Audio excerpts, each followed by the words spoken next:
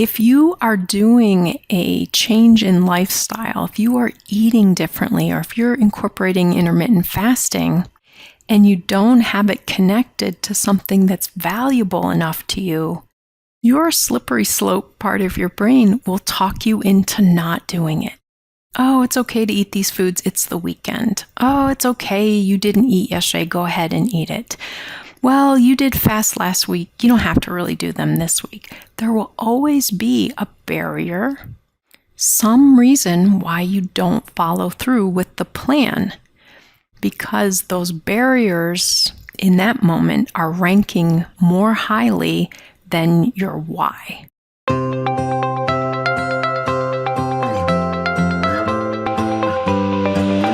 Hi everyone, it's Terri.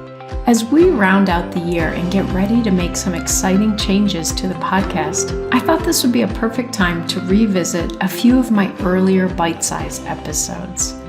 These short sessions cover topics that feel especially relevant this time of year when many of us are reflecting, resetting, and thinking about the habits we want to carry into the new season. Today, I've pulled together 3 episodes that focus on something I talk about a lot within our community: how to build sustainable habits, how to understand our identity as a healthier person, and how we stay connected to the reasons, or our whys, that keep us going when things get challenging. We'll start with a conversation about identity and habit building, then move into the 2 episodes where I explored how to find your why and how to strengthen it so that it truly supports your goals. I hope revisiting these helps you feel grounded, motivated, and ready for whatever changes you're making in your health journey. Let's jump in. Today, what I wanted to talk to you about is the idea of thinking about the new habits that you're working on building in your life relating to either your health goals or your weight or both. So what I encourage you to do is think about who you see yourself becoming, envisioning your habits, your approach to things, how you appear in your body, how you feel in your body, and really start to create that as your identity. And then I encourage you to think about what are the habits that someone who fits that identity, what do they do? So if I'm healthier in my body, what does a healthy person do? If I'm eating as a healthy person, what do I eat? If I'm fasting as a healthy person, how do I fast? And really start to use that as your frame for deciding what your behaviors will be moving forward, rather than reverting back to all of your old behaviors. That's your past identity as far as your health and your weight, but you're creating a new identity as far as your health and your weight. Many of you know from listening to other episodes, I love a lot of books that are about changing our habits and building new habits. And James Clear, who wrote Atomic Habits, is one of my favorite authors for this topic, and this is one of my favorite books. If you haven't read it, I highly encourage it. But one of the things I heard him talk about in an interview is the idea that creating habits that are congruent with your identity makes them so much easier to create. It's easier to build habits that fit how you see yourself, how you think of yourself. So let's use, for example, if your current identity or current way of thinking about yourself is, I'm overweight, I've never succeeded for long on a weight loss plan, I'm not healthy. You might think of yourself as having a particular health condition, or just think of yourself as an emotional eater, or think of yourself as a late night eater, or any of these ways of seeing yourself. And then you decide you're going to work on this, and you want to create a habit where you don't eat at night, or you want to create a habit where you only eat the foods that work best for your body. Some of you might be wanting to create a habit of a particular style of eating. You might be vegan, or you might want to do low carb or something else. But you can see already where I'm going with this, probably, in that that new behavior is incongruent with how you are currently identifying yourself.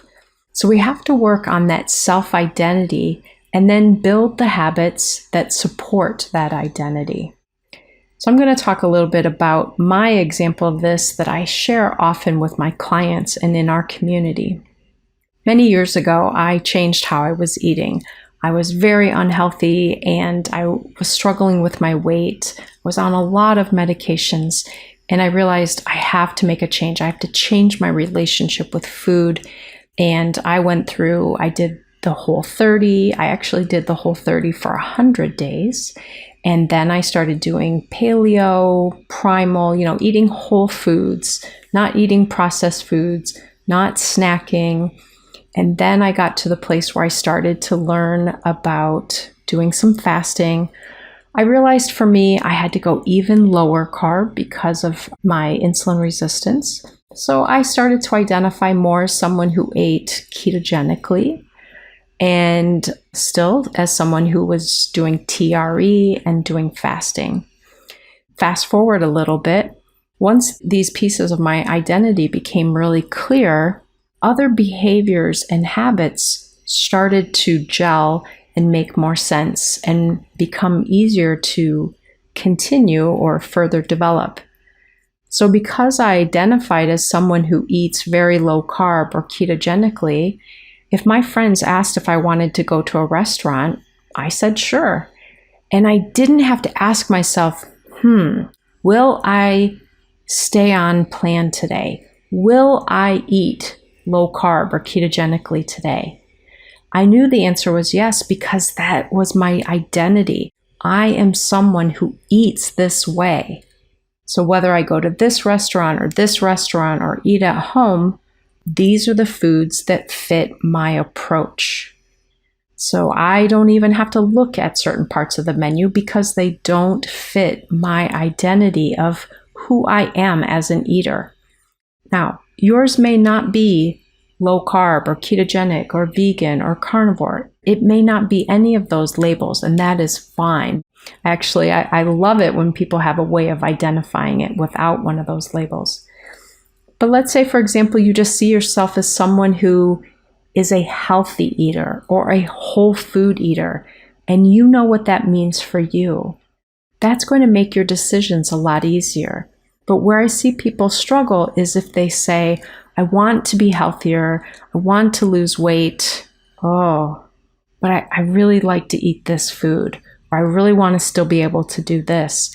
You have to create the identity that you're building and then create those habits that support that identity. As James Clear talked about it, as I mentioned earlier, this is how you're going to make those new habits become solid for you. If they're incongruent, your brain is not going to latch onto them. They're too foreign. They don't make sense. They don't fit, like they're puzzle pieces to the wrong puzzle. And so your brain can't really make them happen. Similarly, if you want to change your habits around physical activity, you can't describe yourself as, I'm a lazy person, I really don't like to exercise, while you're trying to build an exercise or movement habit. You're going to have to start seeing yourself differently, talking about yourself differently, create that identity. I'm someone who moves well in my body.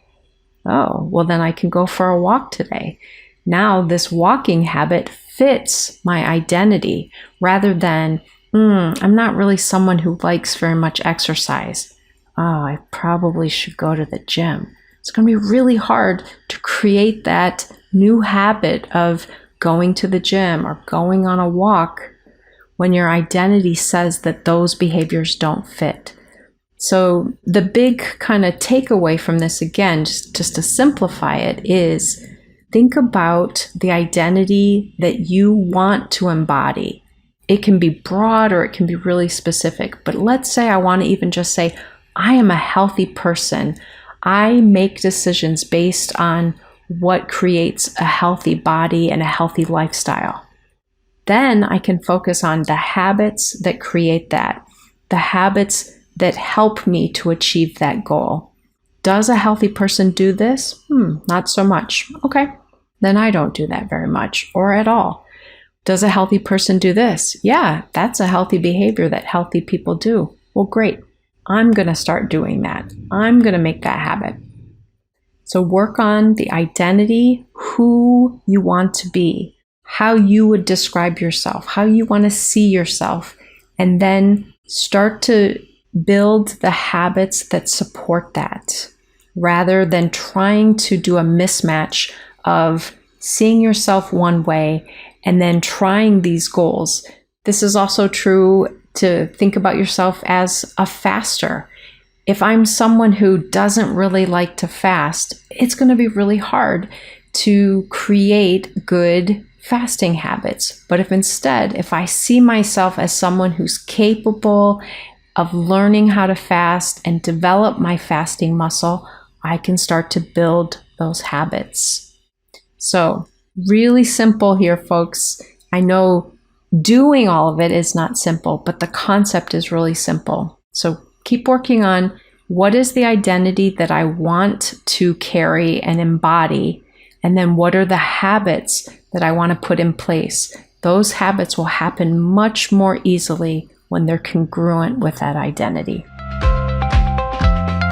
One of the things I wanted to talk about is the idea of having a strong why. Why are you doing this journey? Why is changing your health important to you? Why is losing weight, losing body fat, why is that important to you? And it's going to vary person to person. What may sound like a really strong why to one person would not motivate another person, and that's okay. The goal here is to find the why that works for you. Now, just there, I made it sound as if there is only one right answer for each person, that there is one why. That's not always the case. You may have many reasons why you are working on this transformation health-wise and physically and mentally. Or there may be one or two really large whys that are important to you. It's okay either way. But what I want to encourage you to do is to really spend some time reflecting, because you are asking your brain and your body to defy habits that they've created over the past 20, 30, 40, 50, 60 years. And you're also asking your brain to defy some kind of instinctive reactions like, oh, haven't had food in a certain time, must tell this person to go get food or we will die. So you are fighting some of those biological predispositioned ways of responding. However, you need to remember those responses no longer really fit our food availability today. Now that we have a refrigerator, some of us have 2 freezers in our home. We have a grocery store within a couple of miles. We have delivery services that will drop off food within 45 minutes or so. This is not the same food environment where our body first developed these instincts or used these instincts. So we are having to go against them a little bit. So it's important to remind yourself what you are doing.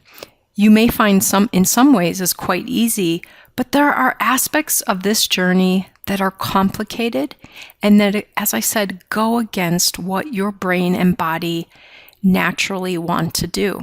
Also, many of us are doing something in this process that causes us to defy what other people in our life are doing or want us to do or expect us to do. So we are challenged as we are doing some of these really important health improvement strategies. So what I want to encourage you to really reflect on is why? Why do I value this journey? Why do I listen to this podcast? Why do I shop in a certain way at the grocery store? Why am I willing to skip some meals? My hope is that you come up with some reasons, some health benefits, and some improvements in your life that are valuable enough to you that it is worth doing something that's challenging. Recently in the TFM community, someone came into one of my large community meetings to share something, and I thought this was just brilliant, so I wanted to share it with you. She identified the fact that oftentimes in our community, she hears people talk about finding their why. And oftentimes she hears people talking about one why. Like there is one overarching reason that really motivates people. And she identified that she struggles with this. There was not one strong enough why that would motivate her to do these things that she was asking herself to do in this transformational journey. So what she decided to do was she started creating a list of 100 whys. 100 reasons that doing all of this was worthwhile to her, why she valued it. And so some of these might be giant whys and some of them might be smaller whys. But what I loved about her strategy is that it gave her 100 ways to refute that lower brain, that animal brain, that immediate gratification that we are often seeking. She has 100 reasons to not give in to those impulses or those desires, rather than only having one. So for her, this was a great way to highlight so many reasons, so many things that are important to her. And like I said, some of them might be really big, like you might say, well, both my parents and many of my aunts and uncles have had type 2 diabetes. I've watched members of my family really struggle with their health. So one of my big whys is that I don't want to become diabetic. I don't want to have neuropathy pain. I don't want to risk losing a toe or a limb. So that may be a large why for you. And then a smaller why on that same continuum may be, I want to feel energized after a meal. I don't want to feel like I need to stop and take a nap because I've eaten. Great. Then doing the things that you're learning to do, eating in a way that's appropriate for your body, that works for your body, and taking pauses from eating by using intermittent fasting, those become super relevant when you think about those whys, those reasons that this is important to you. So if you're struggling with coming up with just one giant why that drives everything for you, please don't feel pressured. Go ahead and break it down. Come up with 10 whys, 20 whys, 50 whys, 100 whys. You will have so much more kind of teeth in the game, so to speak, that you'll have reasons that push you to make the choices that are in your best interest. Because the other things that influence our choices aren't always in our best interest, but they might feel good in the moment. But by focusing on these reasons, these whys, we can make more consistent choices that really serve our body and serve our goals. Many of us have accomplishments we want to do. We want to get into a certain outfit or a certain size, or we want to have a certain amount of stamina or physical ability to do something, or we want a certain lab marker when we go to our doctor next time. We want that to be improved. These are really, really important goals. So translating them into your motivation. Next time when I come back to you, I'm going to use another example of some motivation that I hope may help some of you. But I think this motivation idea, finding your why, finding relevant whys, and also accepting that your why is going to change. As you move through this journey, it's going to continue to evolve. As you accomplish certain goals, they're not going to motivate you anymore. You're going to have to choose new ones. So I hope that this conversation and the one that I come to next time, as far as motivation go, help you. So I hope everyone finds their way in these next few weeks to do the things that they want to do for their body, make clear goals, and then set up your behaviors to help you achieve those goals. Today I wanted to go into detail about an example, and this example is really to help us latch on to the reason why finding important whys, and that is WHYS, not WISE, why we want to find these reasons, these whys, is so important, because otherwise it is hard to do things in today's busy life that require doing something that's difficult, doing something that takes extra time, doing something that doesn't taste quite as good as what you're used to, any of those things. So the example is, many years ago, I was listening to a motivational speaker, and he talked about the fact that we have reasons why we want to do something. So we have the motivation, we have these whys, so to speak, but we also have, and he referred to them, I think, as barriers, and he used the word excuses when he talked about barriers. So we have these things that get in the way, that seem more important to us than the goal itself. So one of the concepts that he focused on is this idea that we do have reasons for doing something, but we also often have barriers. We have reasons why we don't do those things. And oftentimes when we're really struggling, those are winning. They are preventing us from doing the thing that we know we want the outcome from, but we let these barriers or these excuses get in the way.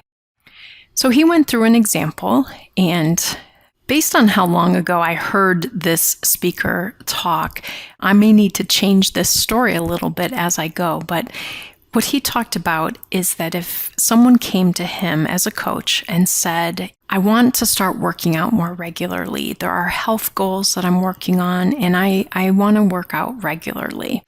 And so he would help them and try to figure out how they could work out more regularly. But what he found is that they always had a reason they couldn't. So he would say, well, what if you did your workout during lunch? And they would say, oh, no, I can't do that. Where I work, everyone eats together, and so I really can't go work out during lunch. He said, okay. How about if you work out when you get home from work? Oh, no, I really can't do that because I get home close to dinner time and I need to make dinner for my family. So no, that won't work. He said, okay, well, what if you did your workout first thing in the morning? And very quickly they would come back with, oh, no, I can't do that. And their reply would be, no, I can't do first thing in the morning. I really need my sleep. Every 10 minutes is of so much value to me. I can't possibly get up earlier and do it. So they were creating a scenario where they were saying, this thing is so important to me, but I'm not going to do it because all of these other barriers, these interferences come up. And they're valuable to me too. So he said, listen, what if I could tell you that I'm going to give you $1 million if you walk for 30 minutes every single day for 30 days? Instantly, these people said, yes, I can do that. And he would say, well, when are you going to exercise? When are you going to do your workout? And they said, oh, I can do it after dinner. And, he was a little confused because before they said they couldn't do it after dinner. So he would ask, and they said, well, I can record the shows that I want to watch after dinner and go do my exercise. So they came up with a solution. They removed the barrier because they didn't devalue the barrier. They still want to watch their shows. But what they valued more was that $1 million payoff that they were going to get. And so if you are doing a change in lifestyle, if you are eating differently, or if you're incorporating intermittent fasting and you don't have it connected to something that's valuable enough to you, your slippery slope part of your brain will talk you into not doing it. Oh, it's okay to eat these foods. It's the weekend. Oh, it's okay. You didn't eat yesterday. Go ahead and eat it. Well, you did fast last week. You don't have to really do them this week. There will always be a barrier, some reason why you don't follow through with the plan, because those barriers in that moment are ranking more highly than your why. So go back to this analogy. If he said to someone, you're going to be in better shape and you're going to feel better if you exercise every day for 30 days, the barriers come up. All of the reasons why they can't do that come up. But if he said, I'm going to give you $1 million if you do this, all of the barriers disappeared. They figured out ways to work around those barriers. Someone else could pick up their kid from soccer practice. Someone else could help take care of the kids and get them somewhere. They would go to bed half hour earlier so that they could get up earlier to exercise in the morning. They removed the barriers because the perceived outcome, the reward, was so powerful. This is why I talk about finding significant enough whys for you that you will be willing to do difficult things. You will be willing to make some sacrifices. You will take the extra step. You will maybe do something that's a little less convenient because the result is so valuable to you. So finding your why, and it might not be just one, it might be several, or if you listen to the most recent Bitesize episode I did, it might be 100 reasons. But I really encourage you to work on developing your list of whys. And as I mentioned before, it may change. Let's say my goal is to lose 25 pounds before my class reunion. And I go to my class reunion and I feel pretty good. Why would I continue to do the right thing for my body once I've reached that goal? So I may need to change my why. Some whys that people use are very time limited. I'm going on a cruise in September. I'm going to do this until then. They're going to need to develop a new why. They're going to need to develop other reasons beyond that. Some of your choices of why you want to do this are long-term whys. I want to be mobile into old age. I want to be a grandparent who can pick up my grandkids or run with them or take them on a hike. So keep working on developing the whys that are significant to you, whether they are whys that have a specific time frame or whether they're long-term. Keep working on that list. Keep that list active. Because your brain is not going to want to do challenging things if the payoff doesn't seem worth it. And we need to be able to remind ourselves why we are doing these things. So I hope that these 2 bite-sized episodes have helped kind of solidify for you the idea of finding your why or whys and making them significant and keep updating them as you go. Thanks so much for listening. I hope these bite-sized episodes gave you a little clarity and inspiration as you head into the weeks ahead. If you found them helpful, please share this episode with a friend or someone in your life who might benefit from a little encouragement on their health journey. And as always, we appreciate your support, your reviews, and your presence in the Fasting Method community. Take good care, and we'll talk to you soon.